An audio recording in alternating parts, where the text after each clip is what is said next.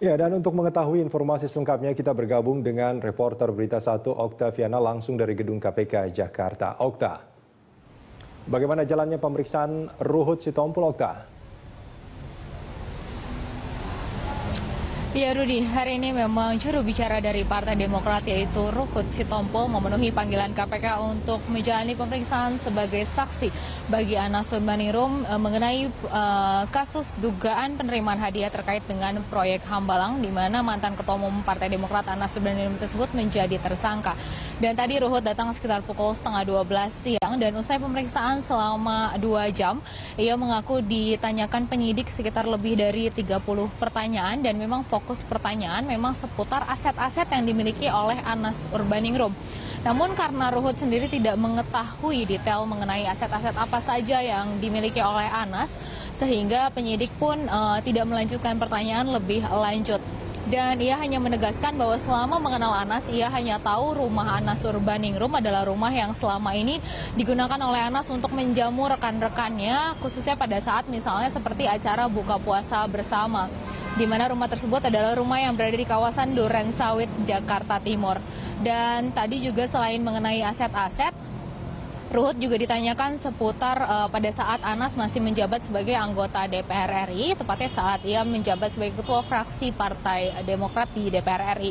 Dan pada saat itu ia ditanyakan mengenai apakah ia mengetahui mengenai Anas yang diberikan hadiah seperti mobil dari PT Adikarya ataupun lahan seluas 6.000 meter persegi dari Mahfud Suroso. Namun Ruhut mengatakan ia tidak terlalu mengetahui kegiatan Anas sebagai anggota DPR karena pada saat itu dirinya dan Anas berada dalam 2 komisi yang berbeda, yaitu Ruhut berada dalam komisi 3 yang membawahi bidang hukum, sementara Anas Urbaningrum ada di komisi 10 yang membawahi bidang olahraga. Dan oleh karena itu pertanyaan seputar gratifikasi yang diduga diterima oleh Anas selama ia menjabat di anggota DPR RI tidak terlalu didalami lagi oleh para penyidik KPK. Dan selain mengenai aset-aset tersebut, tadi juga Ruhut ditanyakan seputar tim sukses dari Anas Urbaningrum untuk memenangkan Kongres Partai Demokrat pada tahun 2010 lalu.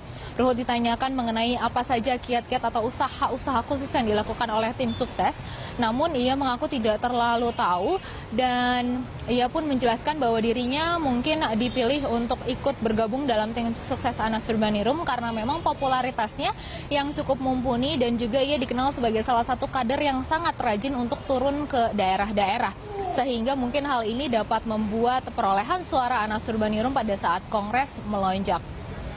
Ya, dan tadi juga Ruhut ditanyakan seputar apakah nama Ibas memang layak untuk dipanggil ke KPK terkait dengan pelaksanaan Kongres Partai Demokrat. Karena memang seperti diketahui bahwa nama Ibas atau Edi Baskoro Yudhoyono yang merupakan putra dari Presiden SBY duduk sebagai ketua steering committee dan pihak dari Anas Urbaningrum sendiri memang seringkali mempertanyakan mengapa KPK tidak memanggil Ibas karena sebagai ketua steering committee Ibas harusnya tahu hal-hal mengenai pelaksanaan Kongres Partai Demokrat. Namun hal ini dibantah oleh Ruhut Sitompul karena menurutnya yang mengetahui tentang anggaran ataupun pengaturan uang dalam Kongres Partai Demokrat adalah organizing committee, sehingga sangat tidak pantas jika Ibas memang harus dipanggil dalam pemeriksaan di KPK. Ya, demikian Rudi. Terima kasih Oktaviana melaporkan langsung dari Gedung KPK Jakarta.